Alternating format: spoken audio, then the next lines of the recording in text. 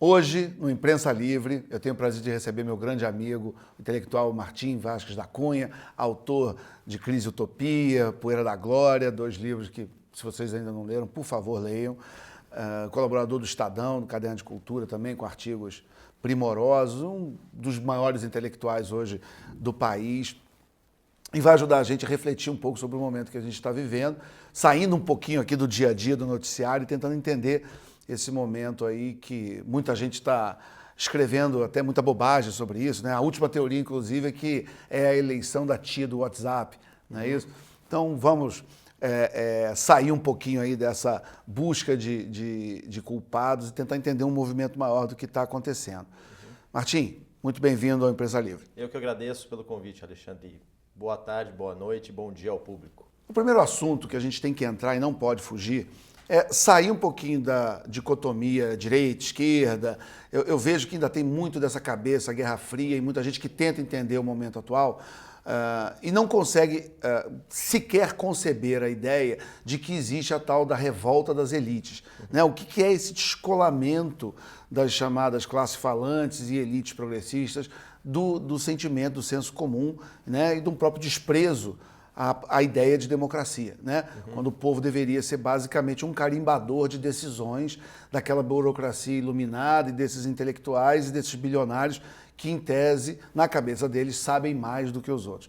Então, conta pra gente o que é a revolta das elites, como é que surge essa discussão e o que ela ajuda, qual ferramental que ela traz para entender o que está acontecendo hoje. O termo a revolta das elites vem de um livro de um crítico social norte-americano chamado Christopher Lasch, que escreveu, esse foi o último livro que ele escreveu em vida, se chama A Revolta das Elites e a Traição da Democracia. Ele morreu em 94, o livro foi publicado póstumamente em 95, mas ele já tinha preparado a versão final, então é o último livro da mão dele.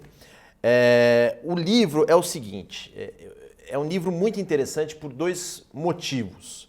Um é que o Lasch, depois de toda uma carreira como scholar, sociólogo, crítico social, etc., ele descobre, de certa maneira, um princípio político, um princípio de filosofia política que vai acontecer 25 anos depois, né?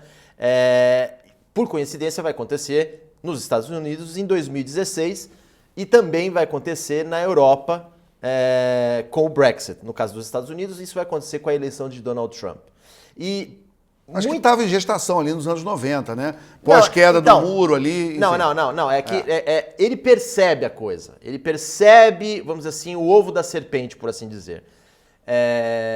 Mas ele percebe, antes de tudo, um movimento comunitário que ele vai chamar de populismo, mas que não é o populismo que os intelectuais de esquerda, progressistas, eles acham que é algo negativo. Ele vai perceber esse movimento populista que consiste em resgatar a responsabilidade direta dos políticos perante a sociedade onde, enfim, as pessoas comuns vivem. É como, por exemplo, o Steve Bannon está usando hoje. O Bannon, muito provavelmente o Bannon, ele conhece a obra do Lasch. Você vê pelas entrevistas dele que ele conhece a obra do Lasch. Inclusive, ele faz questão de chamar o que ele está fazendo desde 2016 de revolução populista. Isso, movimento populista. E é nitidamente na conversa do Bannon, você vê que ele leu Lasch. Eu tenho... O Paul Joseph Watson também usa muito, não, né? Mas no caso do Watson eu não vejo se ele tem... eu acho que é muito mais decalcado no Bannon do que propriamente... O Paul Joseph Watson, ele não é um sujeito de amplidão intelectual como o Bannon. Sim. Bannon é um sujeito muito bem lido, muito bem estudado. O Watson é um ativista. É um ativista. O Bannon tem uma visão de mundo. Se você for pegar todos os documentários que ele fez, que são documentários primorosos, né? Você vê que ele tem aquilo que se chama uma filosofia da história. Ou seja, ele tem uma visão histórica muito específica sobre os Estados Unidos e do papel dos Estados Unidos, não só na América em si, no continente americano, mas também no restante da história do mundo. Então fica até a dica para o nosso público, procurem os documentários produzidos pela Citizen United, que é a produtora do Steve Bannon, vale muito a pena, eles são muito bons mesmo. E inclusive tem o último documentário do Bannon, que se chama Trump War, que ele está lançando agora, e é justamente toda a história que o próprio Bannon teve dentro da Casa Branca como estrategista-chefe, e ele está lançando esse documentário justamente na época de midterms, né? Porque o Bannon ele acha que não é mais uma eleição de midterms, o que vai acontecer agora dia 6 de novembro, mas sim é uma espécie de referendo sobre o governo Trump. Mas só para a gente voltar à revolta das elites... De certa forma é uma função histórica do midterm, mas nesse caso vai ser... Mas no caso vai ser muito mais do que isso. Agora, o ponto é que assim, o que o Lash descobre como um princípio político que vai acontecer 25, 26 anos depois, em 2016, com a eleição do Trump e concomitantemente a isso com o Brexit no meio do ano e o Trump em novembro. O Brexit, o que ele vai descobrir é que assim, o princípio político é o fato de que as elites que deveriam fazer o papel de dar o exemplo, né, moral, intelectual, enfim, de guiar a sociedade, elas se revoltam contra a sociedade civil e elas se enclausuram de tal maneira que o comportamento delas é similar às rebelião das massas que Ortega y Gasset falava na década de 30. Que é esse que é o ponto. O Lash ele pega essa expressão, a revolta das elites, e ele, na verdade, está fazendo uma brincadeira com o Rebelião das Massas, do Ortega y Gasset, que foi um livro, né, publicado na Europa, em 1930, e sendo que ali o Ortega, um espanhol, via o nazismo, o fascismo nascendo, e ele intuía pela história da Espanha de que as massas eram um novo fenômeno que estava acontecendo na democracia, e que a democracia iria ter que se render ao fenômeno das massas, que foi o que acabou ocorrendo na década de 30 e 40, com Hitler, Mussolini, que são os líderes que iriam dominar essas massas e iriam realizar a vontade delas. O que o Lash vai falar é o seguinte: o que antes era a massa, né, o homem massa, o sujeito que ele não admite que a vida é um naufrágio existencial, esse comportamento não é mais do povo comum, daquilo que a gente chama de baixo extrato da sociedade, que era o que o Ortega, um aristocrata, via. Esse comportamento de recusar o tempo todo que a vida é um naufrágio existencial, ela vai passar a ser das elites. E aí ele descreve no livro como as elites foram se fechando, como elas foram entrando em suas respectivas torres de marfim e como elas foram manipulando e manobrando a informação, né, e o conhecimento. E o que o Lash vai dizer é que a revolta das elites se deve ao fato de que as elites, que deveriam guiar a democracia, elas acabam por trair a democracia. Tanto é que esse é o subtítulo do livro do Lash, é a revolta das elites e a traição da democracia. E isso é um princípio político, por quê? Porque vai acontecer em 2016, vai a partir de então acontecer na Europa. E aí Europa. chega no final do ano, em 2016, nesse ano, que tem essa, vamos dizer, esse espanto das elites com os resultados das urnas, né? Porque foram muito chamados por elas, é bom lembrar isso também. O Brexit é chamado pelo David Cameron, chamado pelo Partido Conservador. Isso. Né? Quer dizer, o Cameron, um Tory, né? E ele queria, na verdade, resolver um problema interno que ele tinha com o Labour e ele não queria ter problema com a Merkel. Né? Exatamente. E aí ele falou, vamos fazer um referendo que eu tenho certeza que todo mundo vai querer manter, ficar na União Europeia, e aí teve a grande surpresa. Porque um ano antes ele ganha 330 cadeiras, Exatamente. Ele ganha uma força muito grande, o partido ganha a maioria, ele achava que ele tinha. Tem um livro muito bom que foi lançado em 2017 chamado All Out War, que é um livro que conta exatamente todo esse processo do David Cameron e no fundo, a questão do Brexit que o Cameron não conseguiu ver e que também, de certa maneira, se repete nos Estados Unidos, é a questão da imigração, que é um problema muito sério na Europa, né? Aquilo que se chama não de imigração livre, que é o que o Hans Hermann Hoppe, no livro A Democracia, o Deus que Falhou, fala. Ali a questão da imigração forçada, ou seja, estados ou então organizações terroristas como o Califado do Estado Islâmico, eles forçam a imigração das pessoas mais baixas ali daquelas regiões para elas invadirem a Europa. Isso. E aí elas tomarem conta. Quer dizer, você tem dois movimentos acontecendo ao mesmo tempo. Você tem, por um lado, um projeto dessas elites contra, vamos chamar, a classe média, querendo fazer uma importação em massa de isso no primeiro mundo. Não, classe média e classe baixa também, Alexandre. Isso é muito importante de significar, porque qual é a reviravolta que o Leste vai fazer no... A classe baixa do próprio país. Mas é uma revolta contra a média abaixo do próprio país, Isso, trazendo e importando, num projeto de reengenharia social, imigrantes em massa. E, pelo outro lado, um projeto, por exemplo, do Califado, onde você tem de quem está imigrando também um projeto político. O Leste vai fazer essa reviravolta porque o que ele vai falar é o seguinte: qual é a visão comum a respeito das elites? São as elites que são conservadoras, moralmente falando, porque elas teriam o papel de guiar. Aliás, essa era a visão que o Ortega tinha, Sim. Que era uma visão aristocrata. O que ele vai falar é que no decorrer do século XX... Que era exercida essa nobreza junto com a monarquia. Isso. Não, mas essa é uma visão idealizada de um intelectual, um grande intelectual, que era o Ortega, mas era um intelectual. Sim. Mas a nobreza e a monarquia como o eterno, né? Mas no caso do Ortega, ele tem essa visão mesmo idealizada de um intelectual de gabinete, um sujeito que era genial, mas ele via a coisa acima do pedestal dele. O que o Leste vai fazer, ele vai mostrar que há uma reviravolta no decorrer da história do século XX.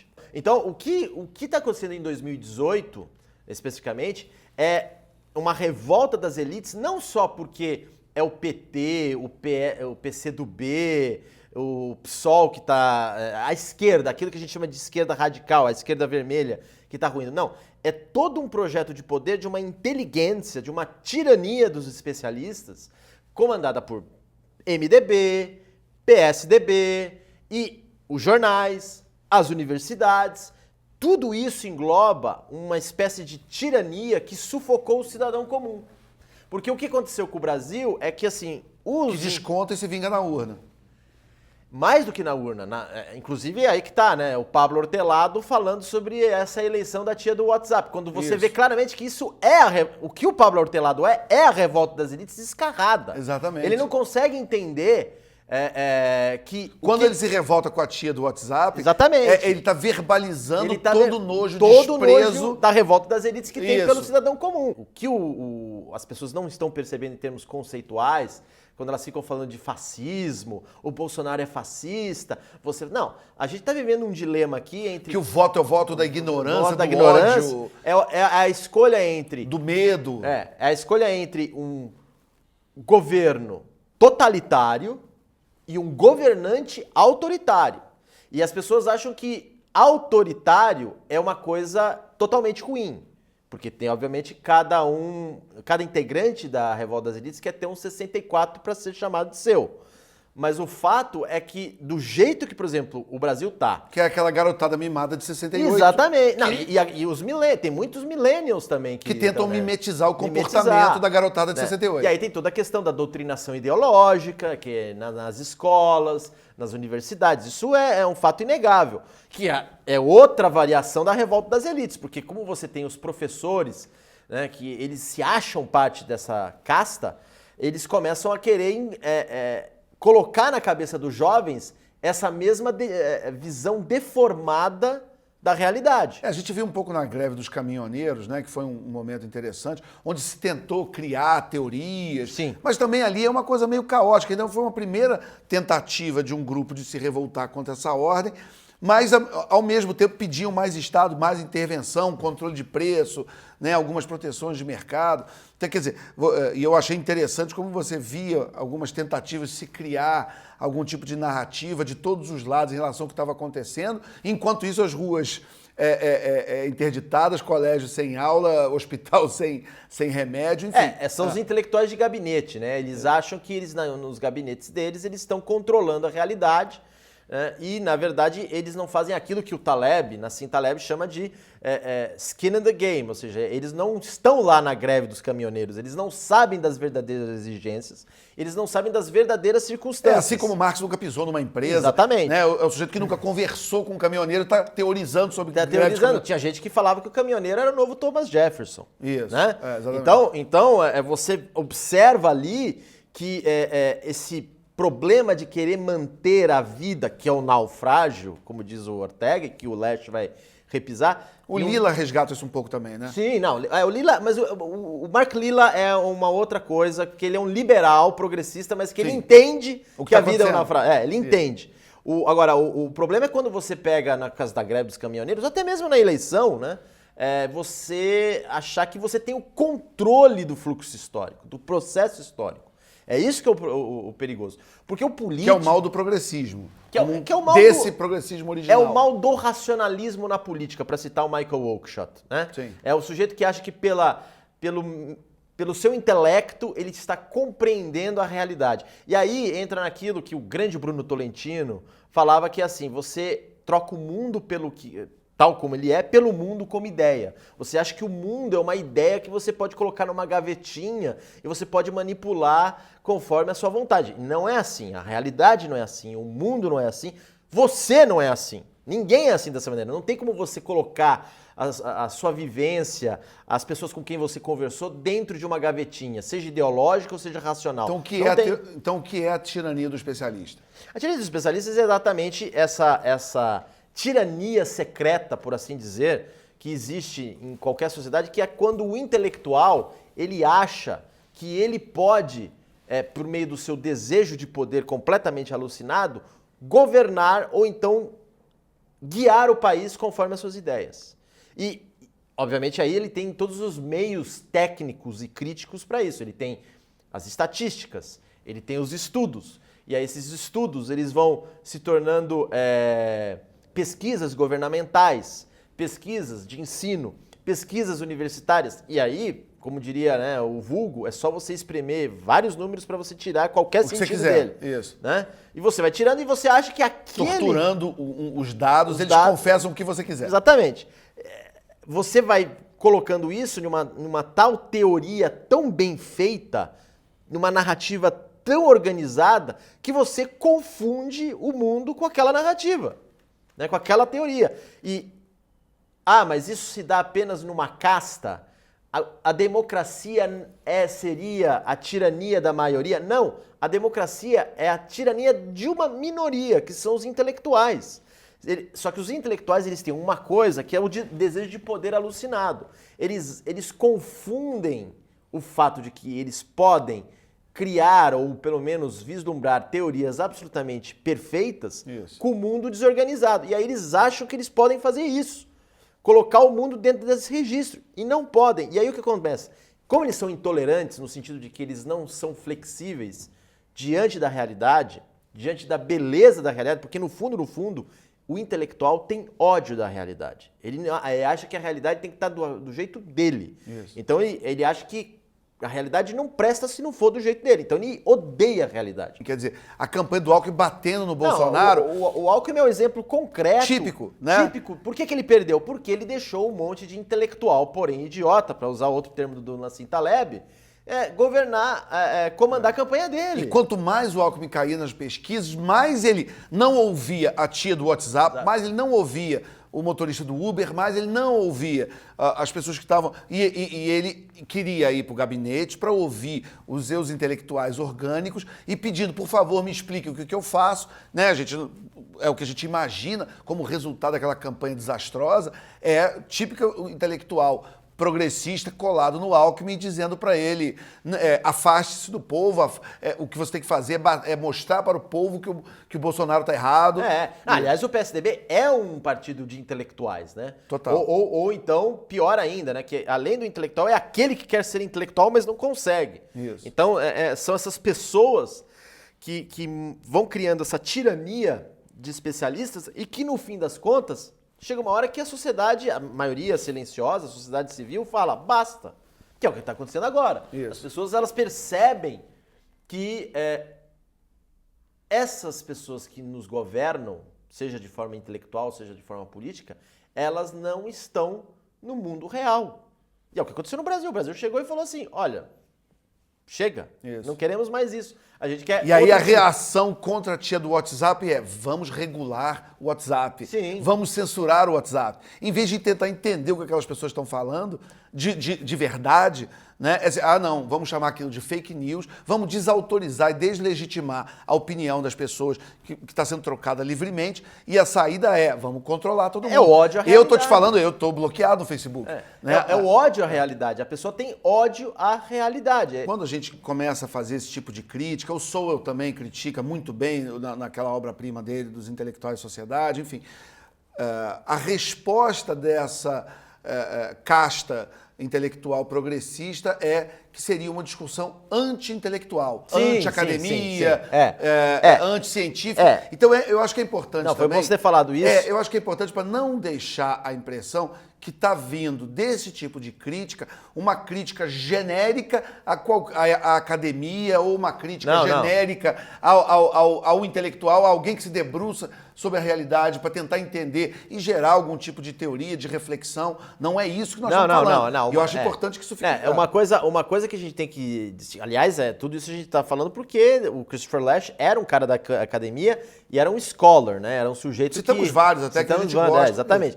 Mas é muito interessante fazer uma distinção entre o anti-intelectualismo, que é a pessoa que não gosta de estudar ou ela despreza o conhecimento, né? Qualquer um, né? E o fato que aí tem um pouco até do Rousseau, né? Isso. Enfim. Mas aí a gente tem que distinguir com o que acontece, que é aquilo que o Oakeshott, que a gente já citou aqui, de racionalismo. Ou seja, o que é a atitude racionalista? É achar que pela razão humana exclusiva você pode controlar a realidade. O que a gente ou como o Scruton sempre fala, o cientismo. O cientificismo é um lado do racionalismo, né? É um lado. Isso. Mas o que a gente está discutindo aqui, que é algo muito sério, é uma doença do espírito. Porque o outro extremo seria, por exemplo, o Hobsbawm, quando ele fala que se justifica matar 30 milhões de pessoas dentro da lógica socialista. Sim, porque aí é o intelectualismo o anti-intelectualismo sendo levado ao nível ideológico de justificação de genocídio. Que eu acho que isso é a coisa mais bonita que está acontecendo em 2018. Isso. Mas você acha que Jair Bolsonaro vai resolver os problemas? Você acha que o político X vai resolver? Eu acho que isso é uma idealização nossa como membro da casta intelectual. O que o povo está deixando muito claro é o seguinte: estamos dando uma chance a esse pessoal que nunca teve chance. Mas ao mesmo tempo que ele estava deixando muito claro o seguinte recado: se você errar, você está fora. Então, eu nunca me esqueço que há uns 4 anos... É porque a renovação mesmo do próprio Congresso foi uma coisa impressionante. Sim, mas é que tá. Mas eu nunca me esqueço... Há uns 4 anos, isso em 2014, no segundo turno entre Aécio e Dilma, eu fui no aeroporto de Congonhas, ia viajar, fui tirar dinheiro no caixa eletrônico e eu vi a conversa do segurança do aeroporto com a moça da limpeza. E a moça da limpeza ia votar na Dilma e o segurança ia votar no Aécio. E aí os dois estavam conversando numa boa, etc. E ele falou assim, né? O segurança falou para a moça da limpeza: querida, você vai votar então na mulher? Vou. Tudo bem, não tem problema. Se ela não fizer o serviço direito, a gente tira ela. Entendeu? Então, essa noção que a sociedade tem, muito mais séria e muito mais prática do que nós, intelectuais, temos, isso está mostrando que, no fim das contas, a sociedade está muito mais preparada para um regime democrático sadio do que os membros... alternância de poder. De alternância de poder do que os membros encastelados têm. Toda essa paranoia, essa coisa apocalíptica de, meu Deus do céu, vai acontecer o fim, é o fascismo vai ganhar, isso é histeria. Né? E também não é que vai fazer um governo bom, um governo ruim. O que vai acontecer, na verdade, é que o povo vai falar: você tinha uma série de promessas, você não cumpriu, então tchau. E o mais impressionante é que nos últimos 4 anos a gente teve manifestação, a gente teve impeachment e não tivemos de forma tão traumática. Tivemos momentos de estresse, mas não tivemos verdadeiros traumas. Foi acontecendo. E tudo leva a crer, segundo turno, que esse ciclo vai se fechar pelo meio do voto. Porque você começa 2013, aquele processo de uma reforma, ou de uma revolta meio difusa, o pessoal vestido de preto, não é pelos 20 centavos, então é pelo quê? Também não sei, mas está tudo errado, é contra o padrão FIFA do estádio. Era uma coisa, enfim, caótica, que vai terminar naquela morte trágica do cinegrafista da Band. Quando ele morre, aí tira qualquer ímpeto de continuar aquele tipo de manifestação, vai todo mundo para casa. A Dilma é reeleita em 14, Mas quando voltam as manifestações em 15, que já começa ali no final de 14, mas a coisa toma corpo em 2015, 2016, aí você já teve aquele aprendizado em 2013, o povo volta às ruas em 2015, 16, vestidos de verde e amarelo e com uma agenda. Queremos o impeachment, não queremos o quarto mandato presidencial do PT ou desse projeto de poder. Queremos mudar, mas nós temos uma agenda. Nós temos um objetivo, nós entendemos que aquele sentimento difuso de angústia, de mudança de troca que estava em 2013 perdido e terminou, lamentavelmente, naquela morte, em 2015, 2016 havia sim uma agenda. Tanto que era uma agenda também popular ou populista, ordeira, né? É uma manifestação onde as pessoas tiram foto com um policial fazendo selfie, vestido de verde e amarelo, levando as famílias para Paulista, para a praia de Copacabana, e que geram ódio, né? Nessa parte da inteligência e dos intelectuais, chamando de paneleiros, de fantoches. Sim. Aquela coisa ridícula daquele desfile da escola de samba desse ano, da Tuiuti, né? Botando o sujeito de verde e amarelo como se ele estivesse sendo manipulado, né? Porque quem não é manipulado são eles, né? Os intelectuais orgânicos do PT. Enfim, então, a gente... Evidentemente, 2018, o primeiro turno já mostrou isso, agora a gente está só concluindo, né, esse processo, mas o primeiro turno já deixou muito claro que a população resolveu, de uma maneira muito evidente, mostrar até para esses intelectuais e para os seus jornais e jornalistas e colunistas, dizendo o seguinte: vocês são irrelevantes, a gente não está ouvindo o que vocês estão falando, vocês estão falando besteira, vocês não estão falando com a gente, vocês estão falando entre vocês. Eu acho que isso ficou também muito simbolizado naquele Roda Viva maluco, absurdo, né, do Bolsonaro, com aqueles jornalistas em volta dele, olhando para ele com nojo. Ali é um exemplo clássico do que é a revolta das elites. Os jornalistas ali, no Roda Viva e no Jornal Nacional, né? Era nítido ali que eles não conseguiam entender o que estava acontecendo. Porque tem também a coletiva ali na Globo News, uma sabatina. Sim, a sabatina. Onde o Jair Bolsonaro levanta a calça e mostra a canela e dizer que ele era parmito. É muito engraçado. Exatamente. Mas ali é um momento interessante, né, da linguagem do homem comum, tirando um sarro daquele establishment, daquela enturragem ali em volta, como se fosse um Senado romano em volta do Júlio César.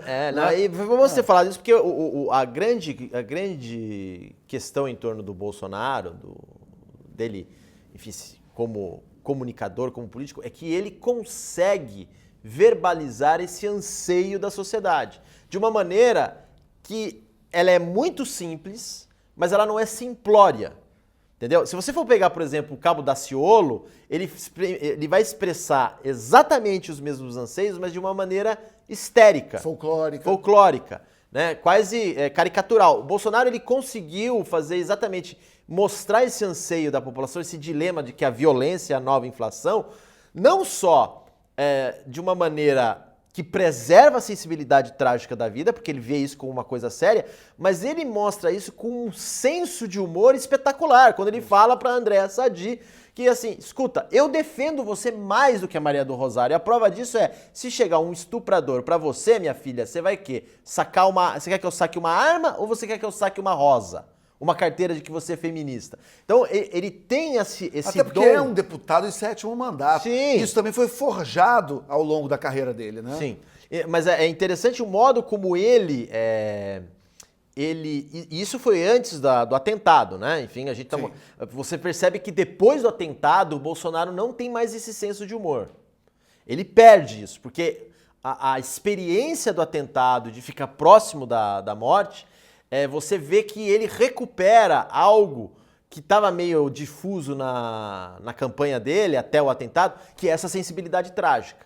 Porque ele passa, então, a sofrer na carne tudo aquilo que ele denuncia na campanha. Então, a violência, a questão da doutrinação ideológica, o fato de que, né, ele se torna aquele cidadão que ficou refém, né, de uma situação. Ele está passando por uma investigação que até agora não está sendo solucionada. Ninguém sabe se o Adélio teve mandato ou não.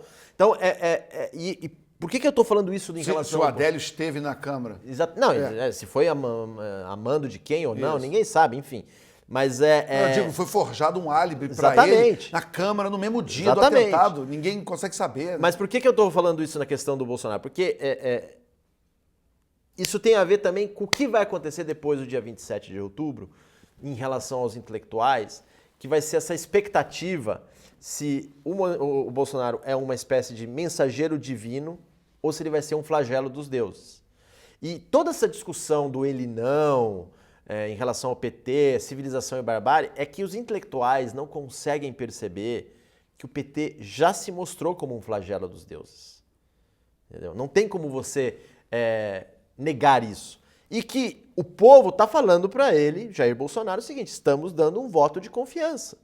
Mas ao mesmo tempo o povo está falando para ele o seguinte: você vai ter que cumprir o que promete. Então a situação do Bolsonaro não é uma situação tão sólida como parece. É uma situação muito frágil, que ele tem que tomar muito cuidado. E a primeira coisa que ele tem que fazer é ele ser mais político e não ficar ouvindo justamente a tirania dos especialistas que pode ocorrer do lado dele. Isso. É interessante porque essa troca de humor é um ponto importante que você tocou, porque tinha essa tentativa de jogar uma caricatura na candidatura dele, e isso termina não só com o atentado, como do lado da esquerda ou do lado do PT, alguns fatos que também são caricaturais. Né? A gente pode destacar a diatribe do Cid Gomes naquela convenção onde ele pega e discute, vai perder feio, o Lula tá preso, babaca. Aliás, eu sei muito bom você ter falado do negócio do Lula, porque é o seguinte: muitos analistas, etc., deram uma importância à figura do Lula na eleição. Né? E o que a eleição mostrou, mais especificamente com a derrota da Dilma em Minas, é que ninguém se importa com o Lula.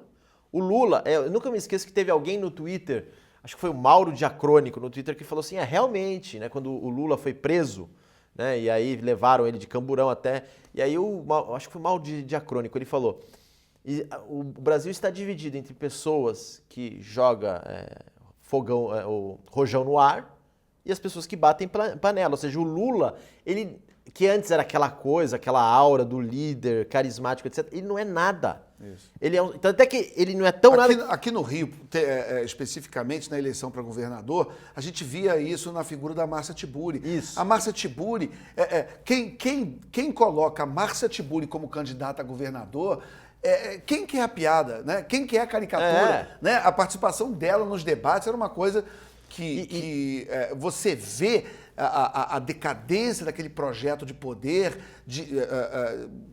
de uma maneira assim tão insofismável, exatamente, né? Tão clara. E por que eu estou falando do Lula como esse sujeito? Porque no Rio de Janeiro, né? O que acontece com o Bolsonaro é que você passa a ter uma vítima real. Bolsonaro se torna a vítima real. Você não tem mais como torná-lo uma caricatura. Esse foi o erro do Alckmin, esse está sendo o erro do Haddad. Você está achando, colocando tintas ameaçadoras numa caricatura. E como ele se tornou a vítima real por causa do atentado, em contraposição a uma vítima ilusória que está na cadeia, mas na verdade é um presidiário, isso. Né? Esse choque fica muito nítido na população, e a população sabe. Porque isso é outra descoberta de 2018 que é incrível. Você vê que eles tentaram de tudo. Você tinha desde do Haddad que é o sujeito das bicicletas, das ciclovias, com aquele tom professoral e que toca Beatles na bandinha, até o Ciro Gomes, assim, eu sou o coronel que vou pra briga, e nada funcionou. Nada funcionou. Não, mas e aí vem a outra descoberta de 2018, que é muito interessante, que a sociedade mostra que, obviamente, precisou de uma lava-jato para isso acontecer, mas mostra que eles têm um profundo senso de dever moral. Ou seja, o Lula, eles sabem que o Lula é picareta, eles sabem que o Lula é bandido. Eles sabem, só quem não sabe disso, quem é pilantra igualmente. E sabem que, de alguma forma, por mais defeitos que Jair Bolsonaro possa ter, mas ele é uma vítima real, ele sofreu aquilo. É o skin in the game. Arriscar a própria pele aplicado. Né? Aplicado ali na...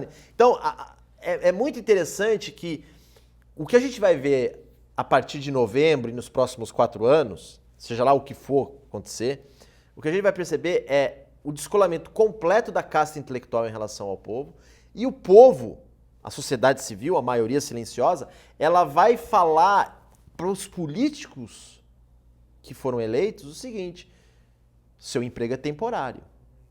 Não é mais para sempre. Então, essa mudança cognitiva de que antes você tinha todo o estado patrimonialismo, né, daquelas pessoas que estão... Exceto no Alagoas, que você tem o Renan Calheiros, mas enfim, não dá para ter uma mudança em todo e qualquer lugar. É uma questão Mas de já tentativa. foi uma mudança muito profunda. Sim, sim. Já foi. Mas você vai perceber... Está sendo. Você vai perceber que essa mudança de que o político não vai ficar ali para sempre, entendeu? Isso é algo muito saudável. Agora, tem o seu perigo porque, afinal de contas, você está na tentativa e erro. Então você tem que ver se o erro não vai levar à ruína. Mas até lá, enfim.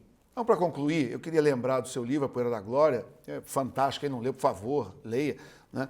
Onde você está exatamente identificando esse descolamento da produção, aí, no caso da literatura, da cultura, do intelectual, com o sentimento popular, a busca pelo bom, pelo belo, justo, verdadeiro, uma reflexão, né, honesta sobre esses temas, e essa fuga para o cinismo, para o esteticismo e esse descolamento da alma, vamos dizer assim.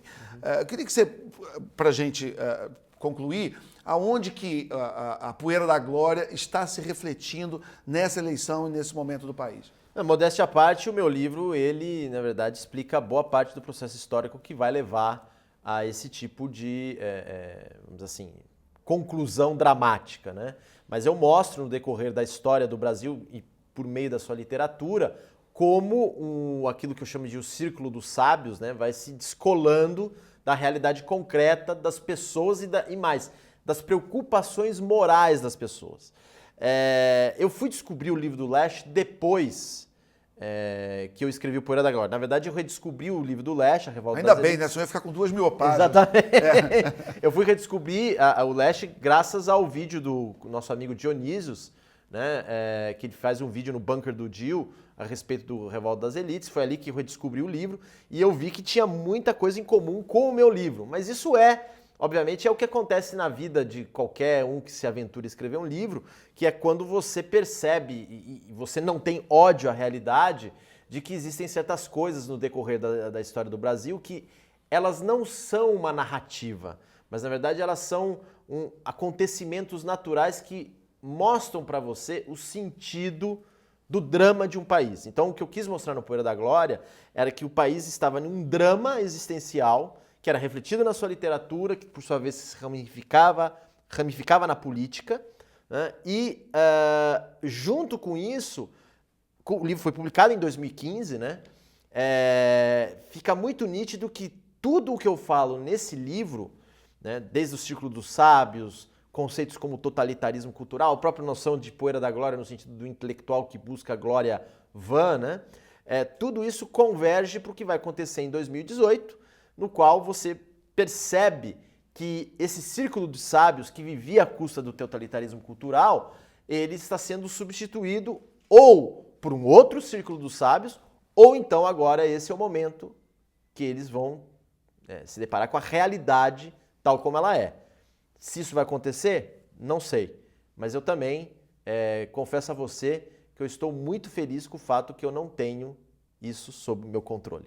Martim Vasques da Cunha, meu amigo, intelectual, autor de Crise e Utopia, de Poeira da Glória, muito obrigado pela sua presença no Imprensa Livre.